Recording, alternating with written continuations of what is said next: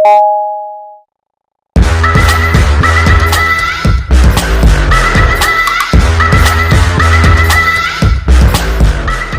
विश्लेषक पर मैं हूं रतिकांत सुमन, आप सबों का स्वागत है।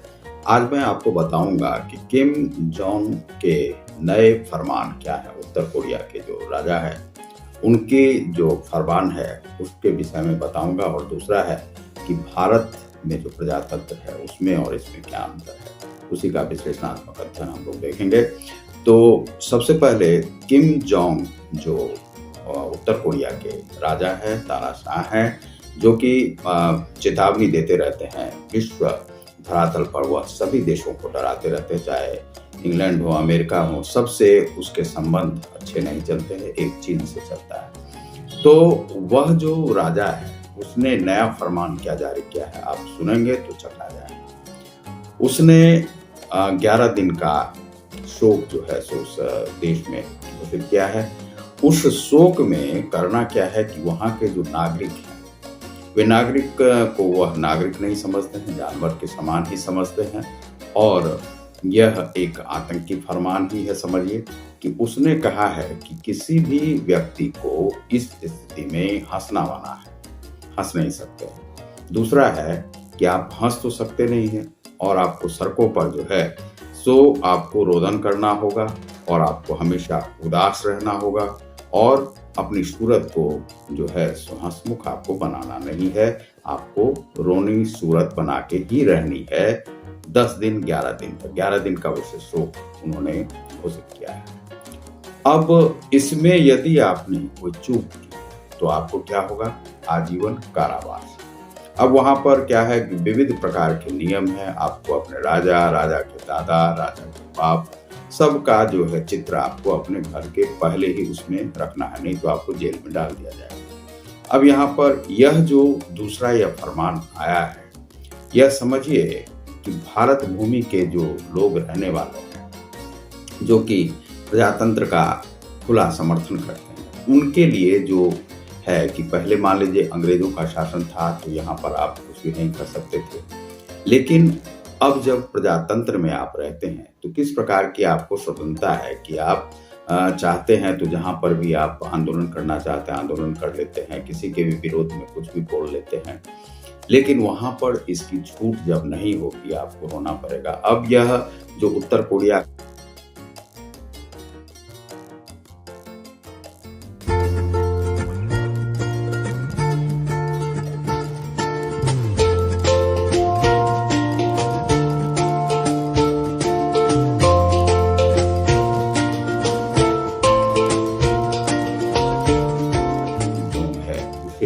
यह क्यों आवश्यक पड़ा, तो वहां पर खाने पीने की तो वस्तु समाप्त है। पहले ही बताया गया था कि 1 माह का ही भोजन वहां पर बचा हुआ था। लोग भूखे मर रहे हैं। कोरोना के बाद जो लॉकडाउन वगैरह जो है किया गया, उसके बाद लोग वहां पर मर रहे हैं। अब उसी प्रकार से यहाँ अफगानिस्तान में भी है, और वह भोजन तो दे नहीं सकता है।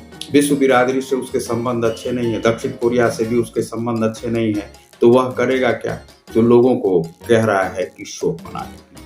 अब शोक जो है आप मना भी सकते हैं, नहीं भी मना सकते हैं, यह कोई आवश्यकता तो है नहीं। लोग वैसे भी शोक और दुख से भागता है, लेकिन यह एक ऐसा राजा है जो कि वह कह रहा है कि शोक मनाओ, दुख में रहो। अपने प्रजा के लिए जो सुख की कामना नहीं करे, वह राजा कैसा है। यह सबसे पहले भारत में यदि आप गीता का दर्शन पढ़ेंगे या कोई भी दर्शन, तो वह जो राजा के लिए जो व्याख्यान है, राजा के लिए बताया गया है, वह राजा जो है या जो शासक है, वह अपनी प्रजा की शुभकामना करता है, प्रजा सुखी रहे। जैसे बाप एक बच्चे के सुख की कामना करता है, उसी प्रकार से जो राजा है वह सुख की कामना करता है अपने प्रजा के लिए, अपने देशवासियों। लेकिन यह कैसा राजा है? यह राजा ऐसा है कि जो उसकी प्रजा को तो मान लीजिए कभी भी कहीं भी फांसी पर लटका दिया जाता है। 2.25 करोड़ की आबादी है उसकी, लेकिन वह अपने प्रजा के लिए किसी भी प्रकार से वह जो है सो अच्छा भाव नहीं रखता है। वह प्रजा को जानवर की तरह जो है ट्रीट करता है। वह कहीं पर भी किसी भी रूप में तोप के आगे में खड़ा करके उड़वा देगा, कहीं पर जो है उसे फांसी पर लटका देगा। यदि किसी ने छींक दिया, हंस लिया या कुछ गलत बयानी कभी हो गई तो उसे मरवा डालेगा, या सीमा पर बॉर्डर पे खड़ा करके कुछ सैनिकों को गोली से कहता है कि इसे उड़ा दो। इस प्रकार का जो कार्य है वह वही कर सकता है जो सनकी राजा है। अब इसके लिए सारे शब्द यह विश्व बिरादरी में चल रहे हैं। सनकी राजा, तानाशाह, ये सब शब्द हैं, पगला राजा, ये सब शब्द किम जोंग के लिए जो है सो आए हैं। लेकिन प्रजातंत्रीय मूल्यों की जो रक्षा करने वाले लोग हैं, वह यदि आप इस वातावरण में आप रह जाए, भारतीय को रख दिया जाए वहां पर, हम नहीं समझते हैं कि वह जीना बेहतर समझेंगे, वह मर जाना ही अच्छा समझेंगे। वह वहां पर मानवाधिकार का किस प्रकार से उल्लंघन हो रहा है, इसके लिए विश्व बिरादरी तक नहीं कुछ बोल सकता है, बोल नहीं सकता है। ना अमेरिका के राष्ट्रपति बोल सकते हैं, ना कोई भी बोल सकता है, ना चीन बोल सकता है। तो यह जो है वहाँ की स्थिति है। यदि भारतीय, मान लीजिए कि कश्मीरी लोग ही वहाँ पर चले जाएं, वह 2 दिन तक नहीं रह सकते। यहाँ पर तो आपको पत्थर फेंकने तक की आज़ादी रहती है, आप फेंक देते हैं, और कहाँ पर किसका सर टूटेगा, क्या होगा, वह भी नहीं। लेकिन भारत में इस प्रकार से आप जो है स्वतंत्रता पर अंकुश यहाँ पर इस प्रकार से नहीं है जिस प्रकार से अन्य देशों में है।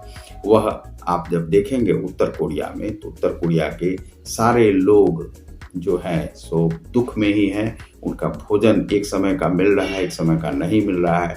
यह वहाँ के देश की जो है स्थिति है। वहाँ शिक्षा वगैरह सब में जो है राजा का अंकुश है। वह तानाशाह की तरह से ही कार्य करता है। जब भी जिसको इच्छा हुआ गोली से उड़वा दिया, मरवा दिया, कुछ भी नहीं। वह एक स्वयं ही वह जो राजा है वही आतंकवादी की तरह से है। वहाँ पर प्रजा जो है सो कोई आतंक का कार्य कर नहीं सकता। वहाँ जीने की सुविधा है ही नहीं, तो वह करेगा क्या? यही आपको मैं बताना चाह रहा था। यह जो फरमान है 11 दिन तक शोक का। अब बताइए शोक में क्यों रहेगा? भारत में कर्मा का सिद्धांत चलता है। आप कर्म के आधार पर राजा को भी बोल सकते हैं कि उसको कर्म का फल मिला है, उसने पाप किया था इसीलिए उसको, या राजा को भी आप कह सकते हैं। लेकिन वहां पर आप नहीं बोल सकते।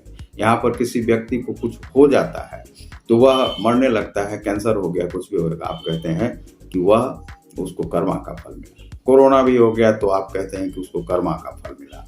कुछ भी हो गया तो कर्मा का फल मिला। टांग टूटा तो कर्मा का फल हुआ। कर्म जैसी करनी।